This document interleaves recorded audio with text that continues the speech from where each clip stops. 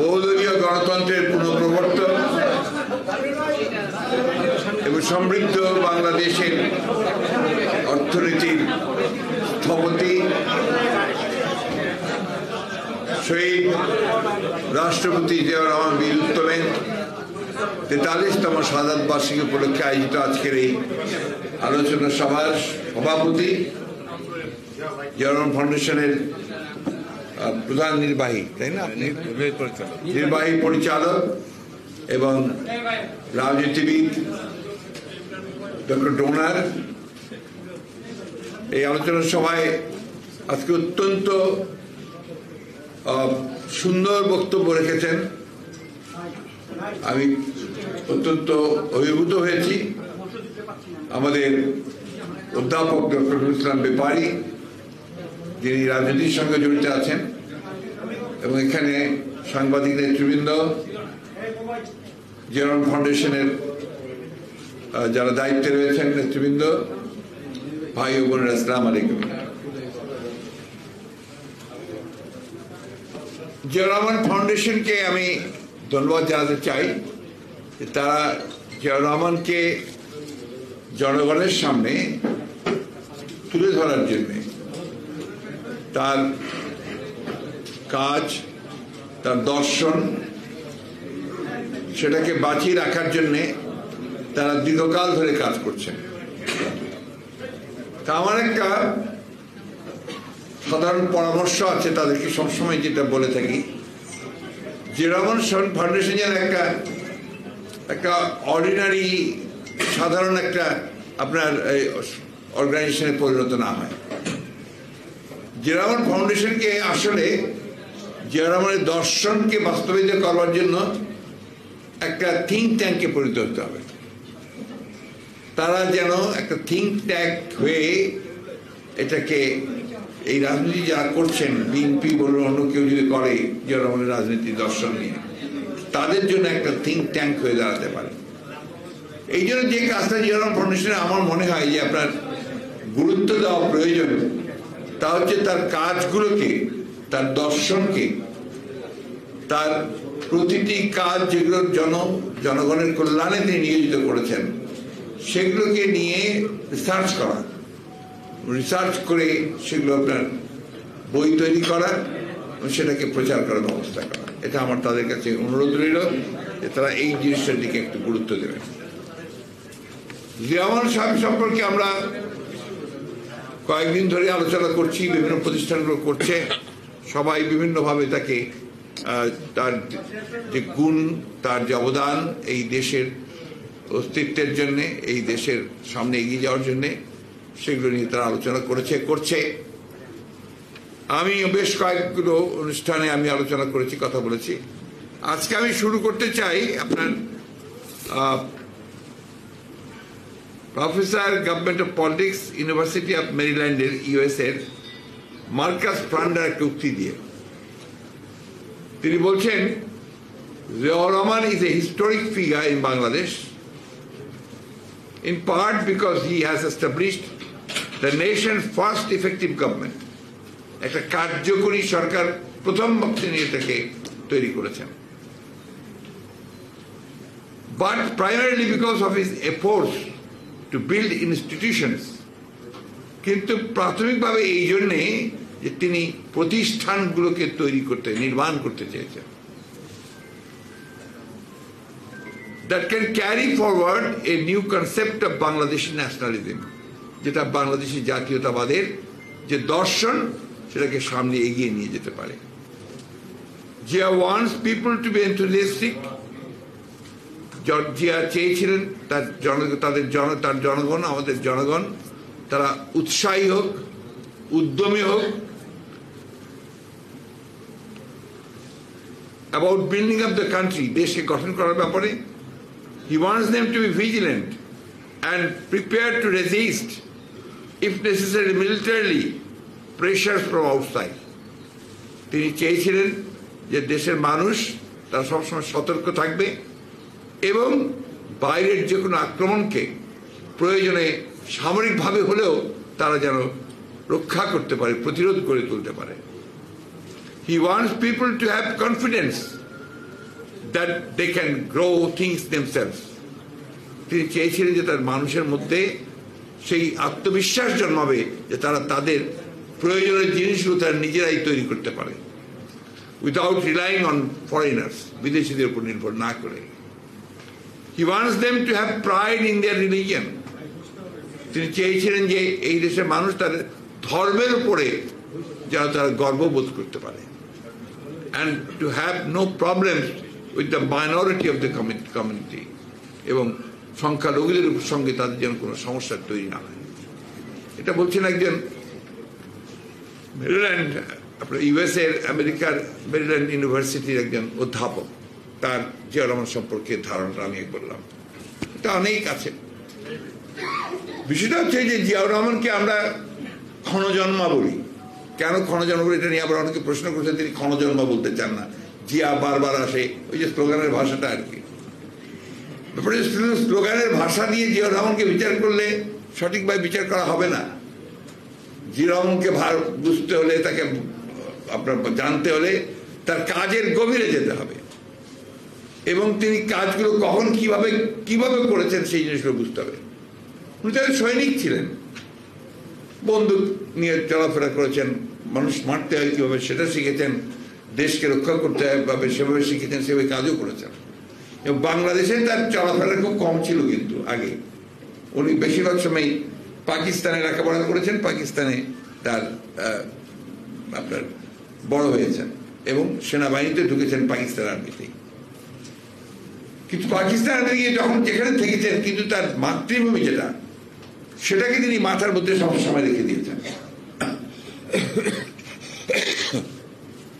পড়াশোনা করতেন অনেক, তার একজন ভালো সৈনিক হিসেবে শুধু নয়, ভালো মেধাবী একজন সৈনিক হিসেবে তার পরিচিতি ছিল, এবং যে কারণে পাকিস্তান আর্মিতে তাকে সবাই বলা হতো যে ভবিষ্যতের একজন জেনারেল সে হতে পারে। আর পাকিস্তান আর্মি কিন্তু আপনার অত্যন্ত উঁচু দলের একটা আর্মি ছিল। তো এই বিষয়টা আমাদের মনে রাখতে হবে যে এই কথাটা বলেছিলেন আপনার প্রফেসর মুজাফফর আহমেদ, ন্যাপ মুজাফফরের আপনার সভাপতি, একজন অত্যন্ত প্রবীণ রাজনীতিবিদ, বহুকাল থেকে তিনি রাজনীতি করেছেন, মারা গেছেন কিছুদিন আগে। তিনি জিয়াউর রহমানের প্রথম পার্লামেন্টে ইলেক্টেড হয়ে এসেছিলেন মেম্বার অফ দ্য পার্লামেন্ট। সেখানে তিনি যখন জিয়াউর রহমানের শাহাদাতের পরে যখন আপনার সেখানে শোক মিটিং অধিবেশনটা বসছিল, সেই শোকের অধিবেশনে প্রফেসর মুজাফফর বলছিলেন, এই যে ভাই হাসি টাসি এখানে বন্ধ করেন, if you don't like it go out.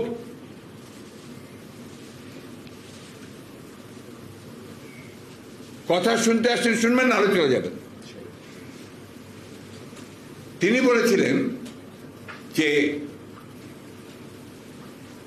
নেতা দুইভাবে হয়, একটা তার জন্মগত গুণাবলী নিয়ে নেতা হয়, আর একটা নেতা হতে পারে সে দেখে শুনে অতি দ্রুত নেতৃত্বের গুণাবলীগুলো অর্জন করতে পারে। জিয়াউর রহমান দুটোই ছিলেন, তার নেতৃত্বের গুণ জন্মগতভাবে পেয়েছিলেন, অন্যদিকে অতি দ্রুত তিনি তার আশেপাশের সমস্ত থেকে শিক্ষা গ্রহণ করে তিনি নেতৃত্বের গুণাবলী অর্জন করেছিলেন। নাহলে দেখুন, একটা মানুষ যে রাজনীতির সঙ্গে জড়িত ছিল না, কাউকে চিনতেও না ঠিক মতো রাজনীতির লোকগুলোকে, সেই মানুষটি যখন দেখলো যে 1971 সালে যখন সমগ্র বাংলাদেশের মানুষ মুক্তি চায়, নেমে পড়েছে সংগ্রামে, নেমে তো চূড়ান্ত সংগ্রামের জন্য অপেক্ষা করছে, সেই সময়ে রাজনৈতিক দল কি তাদেরকে পরিত্যাগ করে চলে গেল এবং কেউ কোনো ঘোষণা দিয়ে পারল না চূড়ান্ত লড়াইয়ের সংগ্রামের। এই মানুষটি যে রাজনীতির সঙ্গে কোনো সম্পর্ক ছিল না, কেউ তাকে আমরা চিনতাম না, কেউ না, সেই গলায় হঠাৎ করে তিনি বলে উঠলেন, আমি মেজর জিয়া বলছি, আমি বাংলাদেশের স্বাধীনতা যুদ্ধ ঘোষণা করছি। এই একটা কথার মধ্য দিয়ে ওই সৈনিক মুহূর্তের মধ্যে তিনি হয়ে উঠলেন সবচেয়ে বড় রাজনৈতিক নেতা। তিনি একটা জাতির জন্মের ঘোষণা দিয়ে ফেললেন। অনেকেই আপনারা আমেরিকার লোকেরা এটা নিয়ে ভীষণভাবে রাগান্বিত, ক্ষুব্ধ, যে এটা বললেই নাকি আমরা আপনার সমস্ত আপনার সবচেয়ে রাষ্ট্রদ্রোহী হয়ে গেলাম। But that is the truth. যে কারণে জিয়াউর রহমানের স্বাধীনতার সম্পর্কে আমি কখনো বিতর্ক করি না, তর্ক করি না তার ঘোষণাটা নিয়ে। এটা চিরন্তন সত্য। জাতি যতদিন থাকবে, আমরা যতদিন থাকবো, ওই জিয়াউর রহমানের স্বাধীনতার ঘোষণা ততদিন থাকবে। এটা কোনো বিতর্কের বিষয় না, এটা একটা এস্টাবলিশ ট্রুথ। তাই ওরা যা কিছু বলে বলতে থাকবে, কারণ তারা তো আসলে ভিন্ন কথা, সেটা পরে বলবো। জিয়াউর রহমান সেই মানুষ যিনি যুদ্ধ করেছেন 9 মাস, তিনি যুদ্ধের পরে আবার ব্যারাকে ফিরে গেছেন সেনাবাহিনীর সঙ্গে, সেনাবাহিনীর কাজ যেটা তো দায়িত্ব সেই কাজ করেছেন। আবার যখন তাকে এই সেনাবাহিনীর লোকেরাই এবং জনগণ 75-এর পট পরিবর্তনের পরে তাকে যখন দায়িত্ব দিল, নিশ্চয়ই আপনাদের সঙ্গে যারা আমি এক কথাটা একটু বলে নেই, আমাদের ছেলেরা কিন্তু কেউ পড়তে চায় না। পড়াশোনা একেবারে পছন্দেরই বিষয় না, পছন্দেরই বিষয় না, শুধু দেখা আর শোনা, পড়তেই চায় না। এই বইটা কয়জন পড়েছে বলতে পারবেন? এর বাংলাও আছে, কেউ পড়েছেন আমার কাছে মনে হয় না। বলেন তো একজন হাত তুলে, আমি পুরো বইটা পড়েছি। পড়েছেন? None. That is the problem. এই বইটা যদি আপনি না পড়েন, আপনি জিয়াউর রহমান সম্পর্কে এই জেনারেশন কি জানবেন? আপনি তো জিয়াউর রহমানকে দেখেননি, আপনি তো কাজ দেখেননি। তো সেই জিয়াউর রহমান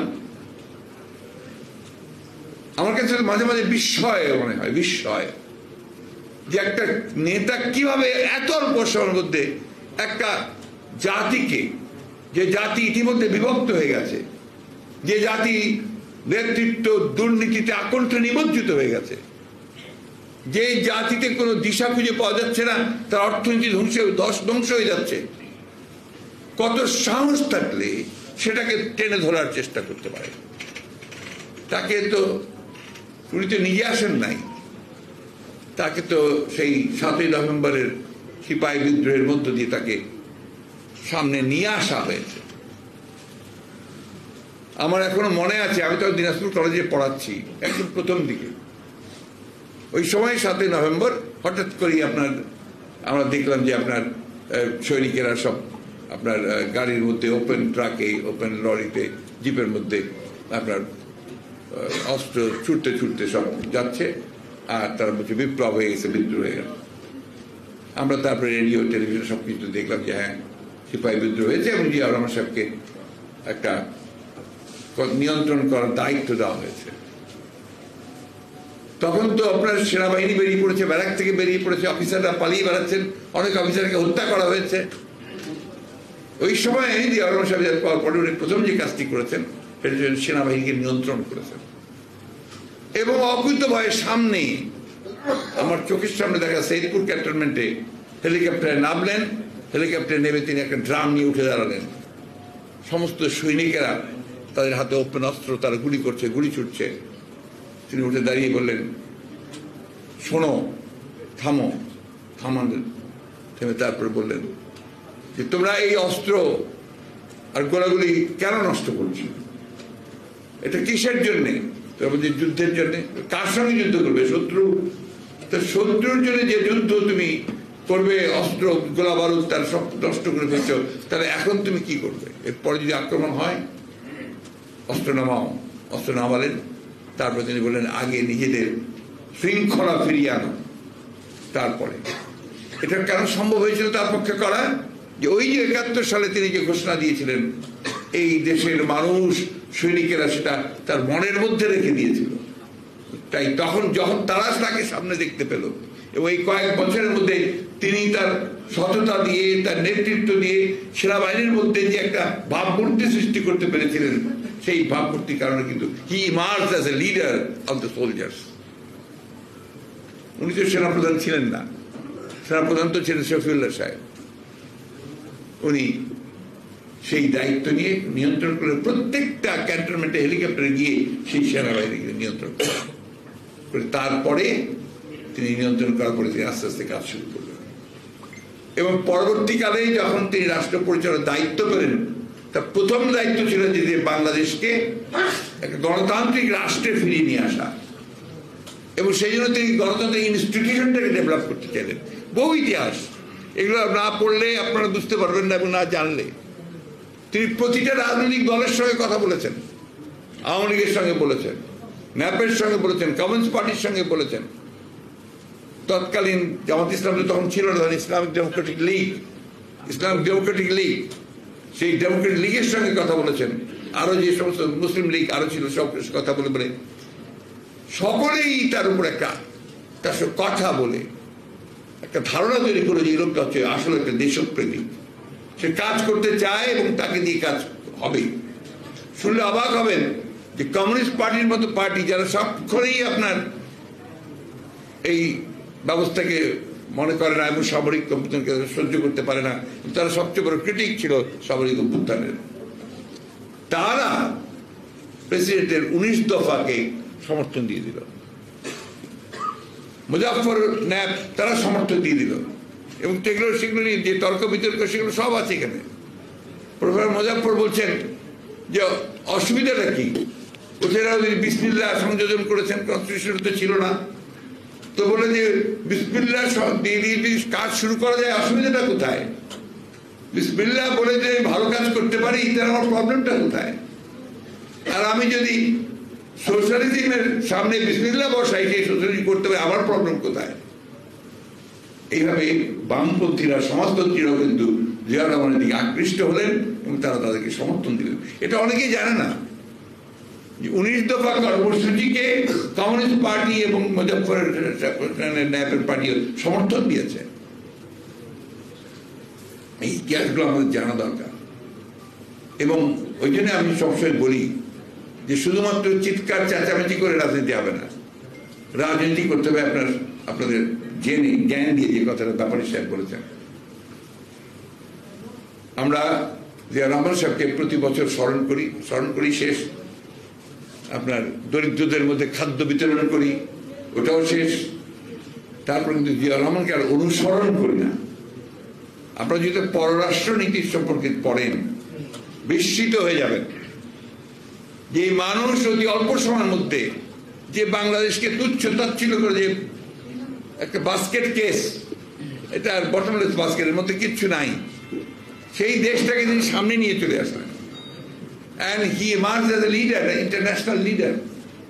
তাকে ইরান ইরাক যুদ্ধে মধ্যস্থতাকারী হিসাবে নিয়োগ দেওয়া হলো, আল কুদসের সদস্য করলেন, এবং তিনি বিভিন্ন দেশের যে আপনার প্রধানদের সঙ্গে, রাষ্ট্রপ্রধানদের সঙ্গে, প্রধানমন্ত্রীর সঙ্গে যখন তিনি সভা করতেন, তখন তাকে অত্যন্ত গুরুত্ব দেওয়া হতো।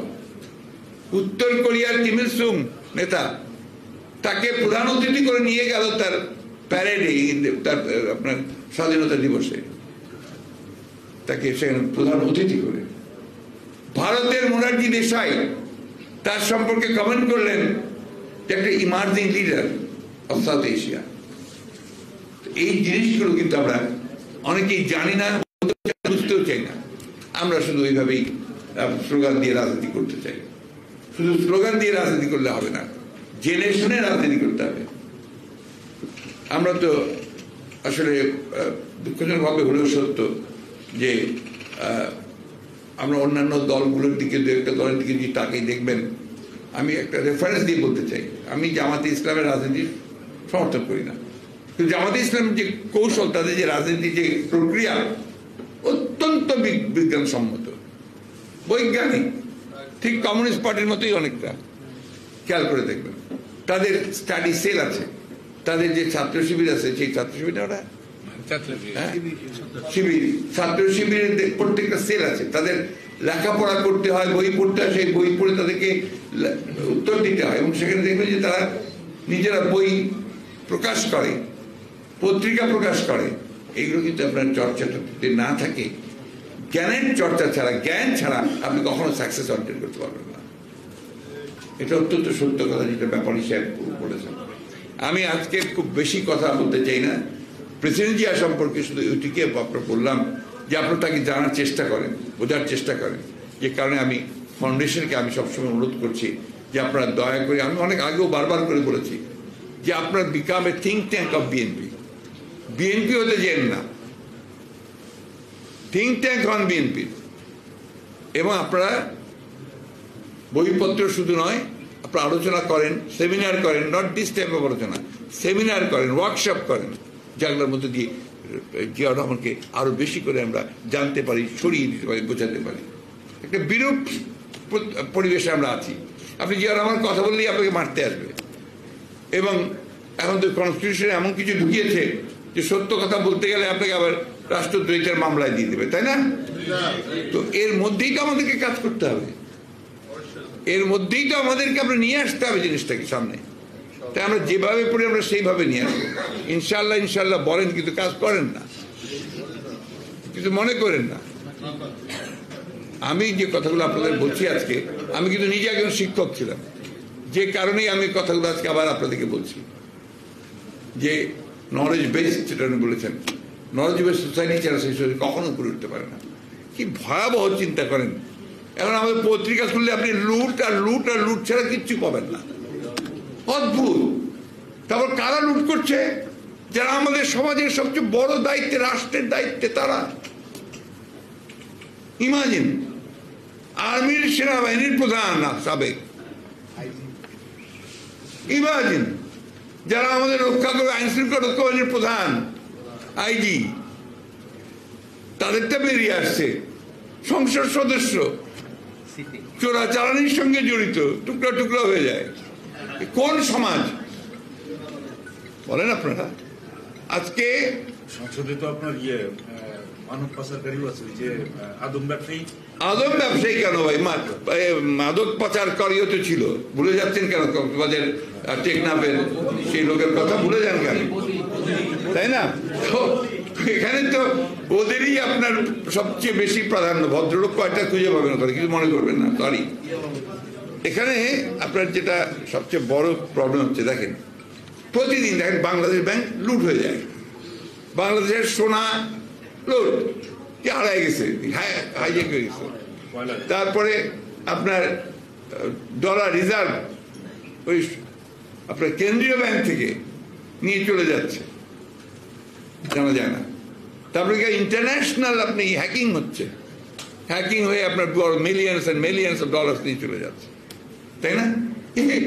কল্পনা করা যায়। শেয়ার ব্যাংক, শেয়ার বাজার, শেয়ার বাজারে বড় বড় রথি মহারথীরা লুটপাট করে শেষ করে দিচ্ছে। অর্থমন্ত্রী বলছেন আমার কিছু করার নাই, ওদের হাত অনেক লম্বা। মোহিত সাহেব বলছিলেন, মনে আছে? মনে আছে আপনাদের? এখন বাংলাদেশে আপনার অনেকেই অনেক বড় বড় মানুষ, এত বড় মানুষ যাতে আশেপাশে যাওয়া যায় না। কেউ দরবেশ, কেউ সন্ন্যাসী, তারপরে আপনার কেউ বিরাট হয়তো বা আপনার ধর্মীয় আলেম, এইসব লোকেরা এখন আপনার আমাদের এই কাজগুলোর সঙ্গে জড়িত পড়েছে। পত্রিকায় আসছে চট্টগ্রামের চকবাজার শাখা থেকে 149 ভরি সোনা লোপাটের ঘটনা, ব্যাংকের লকার থেকে নিয়ে চলে গেছে। এখন আর ব্যাংক থেকে তো 149 ভরি কিছুই না ভাই, এটা খুব ছোট্ট ঘটনা। ব্যাংক থেকে তো আপনার টন কা টন এই সমস্ত চলে যাচ্ছে, হাজার হাজার কোটি টাকা আপনার লোপাট হয়ে বাইরে চলে যাচ্ছে, দেশের বাইরে। কোনো দিকে কোনো জবাব দিতে নাই, কোনো চিন্তা নাই, কিচ্ছু নাই। একটাই শুধু আমাকে ক্ষমতায় বসেই থাকতে হবে, এখান থেকে আমাকে কেউ নড়াতে পারবে না। তার জন্য আমি চতুর্দিকে সেই সমস্ত প্রতিষ্ঠানগুলোকে ধ্বংস করে দিয়ে আমার সমস্ত রক্ষী তৈরি করেছি, একটা রক্ষী। আপনি যদি এই সমস্ত দুর্নীতিবাজ কর্মকর্তাদের কথা শোনেন, তাদের বডি ল্যাঙ্গুয়েজ দেখেন, যে ওরা আমাদের প্রভু। আজকে ওই এক প্রভু এখন কোথায় গেছে? এমন ভাবে কথা বলতো, এই পিস্তল দেখিয়ে বলতো এটা তোমাকে এমনি দেওয়া হয় নাই, এটাকে ব্যবহার করার জন্য দেওয়া হয়েছে। করেছেও ব্যবহার, বহু মানুষকে মেরেছে, গুম করে রেখেছে। এখন আপনি কোথায়? এখন কোথায় যে আপনি আপনাকে আপনার সম্পর্কে আবার আমাদের প্রধান, আমাদের আইন শৃঙ্খলা রক্ষা বাহিনী, আমাদের হোমের প্রধান বলছেন তার সম্পর্কে আমি কিছু জানি না। তো রাষ্ট্র কিছুই জানে না, এটা রাষ্ট্র আছে? আর বন্ধুগণ দেখেন, এই যে এটা কত বলবো, কি বলবো, কত হাজার হাজার কথা বলবো। আপনার লোন নিয়ে নিয়ে ঋণ নিয়ে নিয়ে আমাদের অর্থনীতিকে একেবারে পুরোপুরি আপনার যে ঋণগ্রস্ত লোকের যে অবস্থা হয় সেই অবস্থা আমাদের করে দিয়েছে ইতিমধ্যে। এমন একটা আমার অবস্থা হচ্ছে যে লোন নিয়ে লোন শোধ করতে হবে। আপনার যে এনজিওগুলোতে যে ব্যাপার আছে না, আপনার অভিযোগ আছে যে গ্রামীণ ব্যাংক সম্পর্কে এই ধরনের বর্ণদের সম্পর্কে অভিযোগ আছে যে মেয়েরা যখন পারছে না মহিলারা তখন করে একটা এনজিও থেকে আর একটা লোন নেয়, এটা নিয়ে এটা শোধ করে দিয়ে আবার ওটা শোধ করে। এদের যুক্তি হচ্ছে 20 বছর ধরে আমরা এগুলো করবো, তারপর 20 বছর পরে তো আমরা নাই, যা আবার তাই হবে। কত দায়িত্বহীনতা চিন্তা করেন যে একটা ভবিষ্যৎ প্রজন্মকে পুরো লোনের মধ্যে ডুবিয়ে রেখে যাবে। এখনই ইতিমধ্যে আপনার সেই লোনের পরিমাণ দাঁড়িয়েছে আপনার মাথা পিছু 1,55,000 টাকা। 1,55,000 টাকা মাথা পিছু লোন করছে। আপনারা এখন বলেন এমন সমস্ত প্রজেক্ট করছে, তার মধ্যে একটা প্রজেক্ট হচ্ছে রূপপুর পারমাণবিক প্রজেক্ট, কোনোদিনই শেষ হবে না। আর আমাদের ওর লোনের ইন্টারেস্ট শোধ করতে করতে আমরা শেষ হয়ে যাব। সবচেয়ে বেশি ইন্টারেস্ট রেট সেখানে। আপনার মেগা প্রজেক্টগুলো চায়না থেকে আনছে, সমস্ত সাপ্লাইস ক্রেডিটে সমস্ত আপনার বাইরে থেকে যত আনছে সমস্ত এইভাবে ক্রেডিট নিয়ে আসছে, সমস্ত আমাদের ঋণগ্রস্ত। হ্যাঁ, সব এলিভেটেড এক্সপ্রেসে। এরপরে আবার বিদ্যুৎ, আদানি সাহেবের কাছ থেকে আপনার বিদ্যুৎ নিয়েছে ভারতের কাছ থেকে। এর যে টার্মস অ্যান্ড কন্ডিশনস, কোন সুস্থ মানুষ এগুলো করতে পারে? কোন এতটুকু দেশপ্রেমিক মানুষ সরকার এই কাজগুলো করতে পারে? এটা চিন্তাই করা যায় না। এতটুকু দায়িত্ববোধ যদি থাকতো তাহলে এই কাজগুলো তারা করতো। এটা সেই জন্যই আমরা বলি, আমি সবসময় বলে আসছি, এটা কি তারা তো আপনার এই দেশের মানুষ না, তারা বর্গী, তারা লুট করে নিয়ে চলে যায় এবং পাচার করে দেয়। তারপরে সময় মতো যখন দেখে যার ক্ষমতা থাকার সম্ভাবনা কম তো পালায়, তাই না? এখন ভাই এই দেশটাকে রক্ষা করতে হলে এই জিয়া রহমান ছাড়া কোনো বিকল্প নাই। জিয়া রহমানকে বোঝেন, জিয়া রহমানকে জানেন, এবং তিনি যেভাবে উঠে দাঁড়িয়েছেন সমস্ত প্রতিকূলতার মধ্যে মাথা উঁচু করে, সেইভাবে মাথা উঁচু করে দাঁড়ান। দেশনেত্রী বেগম খালেদা জিয়া যেমন প্রতিকূল অবস্থার মধ্যে মাথা উঁচু করে দাঁড়িয়েছেন, সেইভাবে দাঁড়াতে হবে। আমাদের তারেক রহমান সাহেব যেভাবে মাথা উঁচু করে বিদেশ থেকে আমাদেরকে আপনার নেতৃত্ব দিচ্ছেন, সেইভাবে মাথা উঁচু করে দাঁড়াতে হবে। আমরা তো মার খাচ্ছি, জেলে যাচ্ছি, মারা যাচ্ছি, তাই না? তো সবাই মিলে একসাথে জোরে সরে সেটাকে একটা জায়গায় নিয়ে যাই যেখানে আমরা প্রতিরোধটা গড়ে তুলতে পারবো। আমরা তো অন্যায় কিছু চাচ্ছি না তাদের কাছ থেকে। আমরা একটা জিনিসই চাই যে ভাই আমাদেরকে একটা ভোটের ব্যবস্থা করো, একটা নিরপেক্ষভাবে, মানে বৈধভাবে, এবং যেন আমরা অবাধ সবাই মিলে একসাথে ভোট দিতে পারি, তার ব্যবস্থা করে যাতে আমরা আমাদের ভবিষ্যৎটা আমরা নির্ধারণ করতে পারি। শেষ করে দিয়েছে আপনার নির্বাচন কমিশনটাকে। এখানে এই সেই কমিশন শুধু ব্যবস্থাটাকে শেষ করেছে, মানুষের ভোটই দিতে যায় না। কতটা আপনার যে আস্থা অনাস্থা আসতে পারে তার প্রমাণ হচ্ছে আপনার এই বাংলাদেশের ভোট ব্যবস্থা। এখন কেউ ভোট দিতে যায় না, সোজা বলে কি হবে ভোট যায়, আমার তো ভোটটা কাউন্টই হবে না, আর সব তো দিয়ে চলে যাবে। আবার সরাসরি বলে কি কোথায় ভোট দিবেন, যদি নৌকা ছাড়া অন্য কারা দেন তাহলে যাওয়ার দরকার নাই।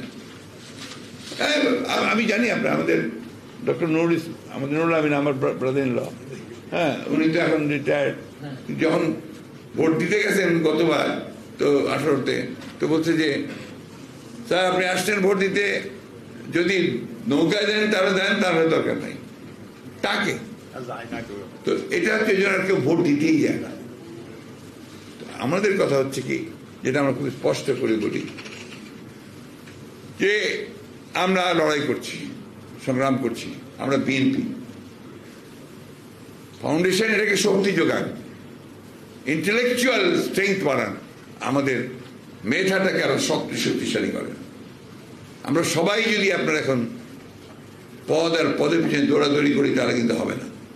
আমাদেরকে কিছু আপনার বেসিক কাজ করতে হবে। সবাই সব কিছু করে না, কিন্তু সবাই সব কাজ করে না। এর মধ্যে আন্তরিকতা থাকে, সিনসিয়ারিটি লাগে, তার কমিটমেন্ট লাগে। সেই কমিটমেন্ট নিয়ে আমাকে যেতে হবে। আমার আজকাল মাঝে মাঝে খুব আপনার নিজেকে প্রশ্ন করতে মনে হয় যে আমি যে আপনাদের সামনে আসি, আমি আপনাদেরকে কি বলবো?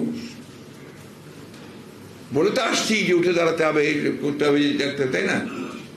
কিন্তু আমাকে তো একটা ডিসাইসিভ জিনিসে যেতে হবে। সেটাই আমরা থেকে আলোচনা করে আপনারা বলেন, আমরা কাজ করি সেইভাবে, এবং আমরা সেই কাজগুলো আপনাদের কাছ থেকে জানতে চাই। আমরা তো ইন্টেলেকচুয়ালদের কাছ থেকে সাহায্য চাই, যে আমাদেরকে পথ দেখতে সাহায্য করেন। আমি সেই সাহায্যটা আপনাদের কাছ থেকে চাই। আমরা সংগঠিত করতে চেষ্টা করছি, আবারও সংগঠিত হবে। আমি জানি বাংলাদেশের মানুষ কখনো মাথা নত করে থাকে না, মাথা উঁচু করে দাঁড়াবেই, এবং তারা পরাজিত করবেই এই ভয়াবহ দানবীয় শক্তিকে। এটা শুধু জাস্ট সময়ের ব্যাপার। আমি তাই অনুরোধ করব যে আপনারা জিয়া রহমান ফাউন্ডেশন থেকে সেই কাজগুলো করেন, যাতে করে আমরা এটাকে জ্ঞানভিত্তিক সেই লড়াইটা করতে পারি। এটা আমাদের খুব বেশি প্রয়োজন। আমি আপনাদের সকলকে ধন্যবাদ জানাচ্ছি আমাকে এখানে এসে কথা বলার জন্য, এবং নুরুল সাহেবকে বিশেষ ধন্যবাদ জানাতে চাই যে তার বক্তব্য খুব ভালো হয়েছে। আরেকটা শুনে আমি খুব খুশি হয়েছি যে কাগজি সাহেব আমাকে বললেন যে তারা জিয়াউর রহমানের কাজগুলোর 4 খণ্ড তারা বই করেছেন। তো সেই বইগুলো কিন্তু আমি পাইনি এখনো। আপনারা দয়া করে যে আমাকে দেবেন। আরেকটা অনুরোধ, এই মাহফুজুলের লেখা বইটা বাংলাটা আছে, আপনারা এটা সংগ্রহ করবেন অথবা লাইব্রেরিতে গিয়ে পড়বেন। আমাদের পার্টির লাইব্রেরিতেও আছে। এটা আপনাদের সকলের যারা বিএনপির সঙ্গে জড়িত আছেন, বিশেষ করে ইয়াং জেনারেশন, তারা এটা পড়েন। এটা না পড়লে আপনারা জিয়া রহমানকে জানতে পারবেন না। অনেক কথা বলার ছিল, কিন্তু আপনার সেই সময়ও নাই, এবং আজকে সেই পরিবেশটা সেভাবে নেই। তার প্রত্যেকটি কাজ আপনার দূরদৃষ্টি সম্পন্ন। ফারাক্কা, ভারতের সঙ্গে সম্পর্ক, ইউরোপের সঙ্গে সম্পর্ক, চীনের সঙ্গে সম্পর্ক, প্রতিটা জিনিসের মধ্যে তার বক্তব্য আছে এবং তার দৃষ্টিভঙ্গি আছে। মেয়েদের কি করে তিনি ওপরে তুলবেন, শিশুদের কি করে মানুষের তৈরি করবেন, ছাত্রদের কি করে একটা সঠিক পথে নিয়ে যাবেন, সেই কাজগুলো সবই জিয়া রহমান করেছেন। তাই আজকে আমাদের দায়িত্ব হয়ে পড়েছে আমাদের দেশকে রক্ষা করার জন্য, আমাদের স্বাধীনতাকে রক্ষা করার জন্য, আমাদের গণতন্ত্রকে রক্ষা করার জন্য। এই যে সরকার, এটা তো সরকার না, আমি আগেই বলেছি এটা কোনো সরকার না, এটা বর্গী, ডাকাত, লুটেরা। এদেরকে যদি আমরা প্রতিরোধ করতে না পারি, ঠেকাতে না পারি, আপনার এই দেশের অস্তিত্ব থাকবে না। আমি আমার সমস্ত অভিজ্ঞতা দিয়ে আমি বলছি, আমরা স্বাধীন জাতি হিসেবে টিকে থাকতে পারবো না। তাই আসুন আমরা সবাই ঐক্যবদ্ধ হই এবং আমরা আমাদের দেশকে মুক্ত করার জন্য আমরা কাজ করি। ধন্যবাদ। আসসালামু আলাইকুম।